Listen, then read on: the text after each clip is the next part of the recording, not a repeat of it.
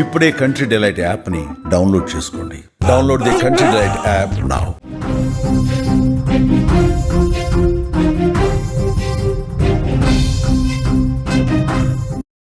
పరమ పవిత్రమైన పుణ్యక్షేత్రం హిందువులకి ఈ ప్రపంచంలో ఏదైనా ఉంది అంటే అది తిరుమల కొండ. కలియుగ వైకుంఠంగా కొలుస్తారు ప్రతి హిందూ భక్తుడు. ఎందుకంటే కొండపైన కొలువైన వెంకటేశ్వర స్వామి వైకుంఠంలో, స్వయాన వైకుంఠంలో, కలియుగ వైకుంఠంలో కొలువయ్యాడని భావిస్తారు. శ్రీవారి సన్నిధిలో ఏ చిన్న తప్పు జరిగినా అది అతిపెద్ద అపచారంగా చూస్తారు. అటువంటి తిరుమల కొండ కింద నెలవైన తిరుపతిలో ఏం జరుగుతుందో తెలుసా? తిరుపతిలో ఏం జరుగుతుందో తెలుసా? చీకటి పడితే చాలు తాగుబోతులు రెచ్చిపోతున్నారు. చీకటి పడితే చాలు పీకల దాకా తాగి రోడ్డు పైన వెళుతున్న మహిళల పైన దాడులకు ప్రయత్నిస్తున్నారు. చీకటి పడితే చాలు పీకల దాకా తాగి బార్లలో ఫైటింగ్లు చేస్తున్నారు. చీకటి పడితే చాలు తిరుమల పవిత్రతకు దెబ్బతీసే విధంగా ప్రవర్తిస్తున్నారు. తిరుమల వంటి పుణ్యక్షేత్రంలో మద్యం షాపులని, బార్లని నిషేధించాలని ఎన్నిసార్లు డిమాండ్లు చేసినా, తిరుమల వంటి పుణ్యక్షేత్రంలో మద్యం షాపులని, బార్లని నిషేధించాలని, అంత పవిత్రమైన క్షేత్రానికి ఉన్న పవిత్రతను కాపాడాలని ఎంతమంది ఎన్నిసార్లు డిమాండ్ చేసినా ప్రభుత్వాలు మాత్రం వాటిని పట్టించుకోవట్లేదు. కేవలం మందుబాబులు పే చేసే ట్యాక్స్ కోసం కక్కుర్తిపరి కోట్లాది మంది హిందువుల మనోభావాలను దెబ్బతినే విధంగా తిరుపతిలో వైన్ షాపులకు అనుమతిస్తూనే ఉన్నారు. ఏ ప్రభుత్వమైనా కావచ్చు, అది ప్రతిపక్షంలో ఉన్నప్పుడు పనిచేసిన ప్రభుత్వం కావచ్చు, అధికార పక్షంలో ఉన్నప్పుడు పనిచేసిన ప్రభుత్వం కావచ్చు, తిరుపతిలో మాత్రం వైన్ షాపుల మద్యం దుకాణాల విషయంలో పాలసీలను పట్టించుకోలేకపోతున్నాయి. హిందువుల మనోభావాలను కాపాడలేకపోతున్నాయి. నేను ఇంత బలంగా ఎందుకు చెప్తున్నానో తెలుసా? నేను మీకు ఒక విజువల్ చూపించబోతున్నాను. ఒక బార్లో ఒక అల్లరి మూక కొట్టుకున్న విజువల్ చూడండి. ఇది హైదరాబాద్, ముంబై, ఢిల్లీ లాంటి నగరాల్లో కూడా జరగలేదు. తిరుపతి పట్టణంలో జరిగింది. చూడండి ఎలా ఫైట్ చేస్తున్నారో చూడండి. బార్లో అంతా 25 నుంచి 30 సంవత్సరాలకు మించి వయసు కూడా లేని యువకులు పీకల తాగి ఫుల్లుగా కైపులోకి దిగి ఒకడి ఎలా తన్నుకుంటున్నారో ఈ సీన్ చూడండి. ఈ సీన్ చూస్తే తిరుపతి యువత ఎంత నాశనం అయిపోతుందో మనకు స్పష్టంగా అర్థమవుతుంది. ఈ సీన్ చూస్తే తిరుపతిలో శ్రీవారి పాదాల దగ్గర జరుగుతున్న దౌర్భాగ్యపు పనులు మనకు కనిపిస్తాయి. ఈ సీన్ చూస్తే తిరుమల పవిత్రతకు వీళ్ళ వల్ల ఎంత భంగం కలుగుతుందో మనం ఆలోచించవచ్చు. ఎందుకంటే ప్రపంచంలో ఏ మూలన హిందువై పుట్టినవాడు ఉంటే చాలు, ఏ మూలన పుట్టినవాడైనా సరే తిరుపతికి వస్తారు. ఒక్కసారైనా ఆ పరమ కలియుగ వైకుంఠేశ్వరుడు, ఆ వెంకటేశ్వరుని దర్శించుకొని పోవాలనుకుంటారు. చాలా పవిత్రంగా కొండకి రావాలి అంటే చాలా పవిత్రంగా ఇంట్లో పూజలు చేసి ఆ తర్వాత కనీసం ఎటువంటి దుర్మార్గపు ఆలోచనలు కూడా మెదడులో లేకుండా శ్రీవారి దర్శనానికి వస్తారు. అటువంటి శ్రీవారి పాదాల చెంత, అటువంటి శ్రీవారు కొలువైన ప్రాంతాన ఎటువంటి దుర్మార్గాలు జరుగుతున్నాయో మీరు కళ్ళతో చూడండి. ఇది రాత్రి తిరుపతిలో ఒక బార్లో జరిగిన మాస్ ఫైటింగ్. పీక్కల దాకా ఫుల్లుగా తాగి తందనాలాడి ఫుల్లుగా కిక్కెక్కిన తర్వాత, కైపెక్కిన తర్వాత కొట్టుకుంటున్న దృశ్యం.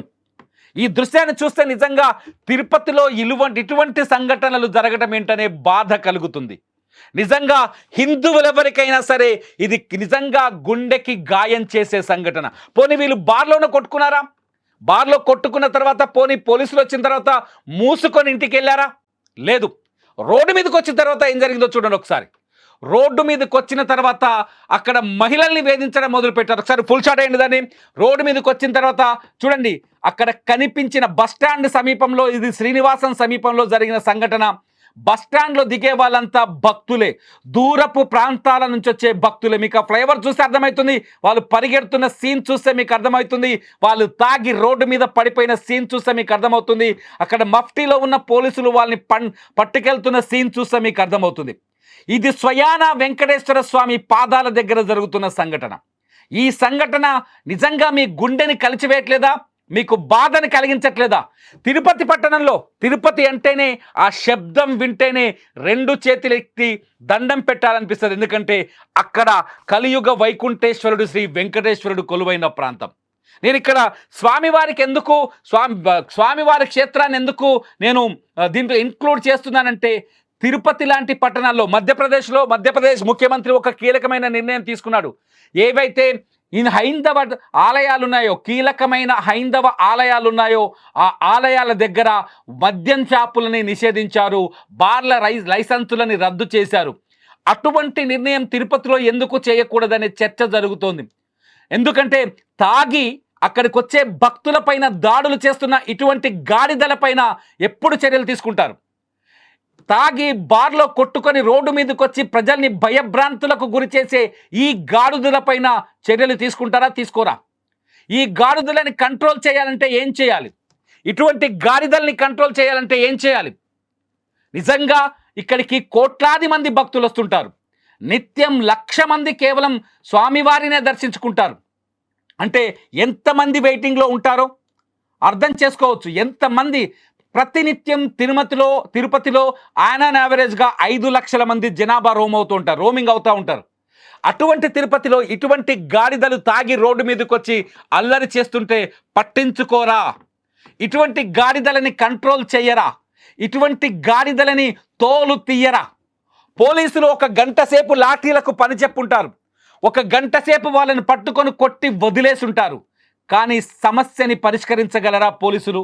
ఈ సమస్యని పరిష్కరించాలంటే ఖచ్చితంగా ప్రభుత్వాలే కదా చర్యలు తీసుకోవాల్సింది. ఒకవైపు బారులో పీకల దాకా తాగి ఫైటింగ్, మరొక వైపు రోడ్డు మీద మహిళల్ని వేధిస్తూ అల్లరి. ఈ గాడిదలకి ఏం సమాధానం చెప్పాలి? ఈ గాడిదలకి సమాధానం ఏంటో తెలుసా? తిరుమలలో వెంకటేశ్వర స్వామి కొలువైన ఆ ప్రాంతానికి కొన్ని కిలోమీటర్ల చుట్టూ వైన్ షాపులని రద్దు చేయటం, మద్యం షాపుల్ని తొలగించాలి, మద్యం షాపుల్ని రద్దు చేయాలి, బార్లని ఆపేయాలి. అప్పుడే తిరుపతి తిరుపతి పుణ్యక్షేత్రానికి ఆ పవిత్రతని మనం కాపాడిన వాళ్ళం అవుతాం. దీనిపైన ప్రభుత్వాలు ఖచ్చితంగా నిర్ణయాలు తీసుకోవాల్సిన అవసరం ఉంది. తిరుపతి లడ్డూలో ఏదో కల్తీ జరిగిందంటే ప్రతి భక్తుడి గుండెకు గాయమైంది. మరి తిరుపతికి వచ్చే భక్తుల మనసులను గాయపరిచే ఇటువంటి సంఘటనల్ని ఏం చేస్తారు? తిరుమల శ్రీవారికి పాదాల దగ్గర స్వయంగా ఇటువంటి దుర్మార్గాలు జరగడాన్ని మనం ఎలా చూడాలి? నేను అంటున్నాను, తిరుపతిలో మద్యం దుకాణాలకు ఖచ్చితంగా స్వస్తి పలకాల్సిందే. తిరుపతిలో తాగుబోతుల తాట తీయాలి అంటే, ఇటువంటి వాళ్ళ తోలు ఒలవాలి అంటే, ఇటువంటి వాళ్ళకు కఠినమైన బుద్ధి చెప్పాలి అంటే ఖచ్చితంగా అక్కడ మద్యం షాపుల్ని ఆపేయాలనే చర్చ మొదటి నుంచి ఉంది. ఆ విషయాన్ని నేను ఇప్పుడు గుర్తు చేస్తున్నాను. మీరేమనుకుంటున్నారు? ఈ గలాటాని, ఈ ఘర్షణని చూసిన తర్వాత తిరుపతిలో మద్యం అమ్మకాలని ఆపాలా వద్దా? తిరుపతి కలియుగ వైకుంఠపురం, శ్రీ మహావిష్ణువు స్వయంగా కొలువైన ప్రాంతం. అటువంటి ప్రాంతంలో ఇటువంటి దుర్మార్గాలు, ఈ మద్యం అవసరమా? మీరేమనుకుంటున్నారు? భవిష్యత్తు ఇప్పటికే తిరుపతిలో చాలా చర్చలున్నాయి. గంజాయి, డ్రగ్స్ కూడా ఆ తిరుపతిలో విచ్చలవిడిగా దొరుకుతుందని. ఈ పరిణామాల నేపథ్యంలో ఈ సంఘటనని ఎలా చూడాలో మీరే ఈ వీడియో కింద కామెంట్ చేయండి. లైవ్ అప్డేట్స్ కోసం చూస్తూనే ఉండండి సుమన్ టీవీ డిజిటల్ లైవ్, అట్లాగే సుమన్ టీవీ లైవ్.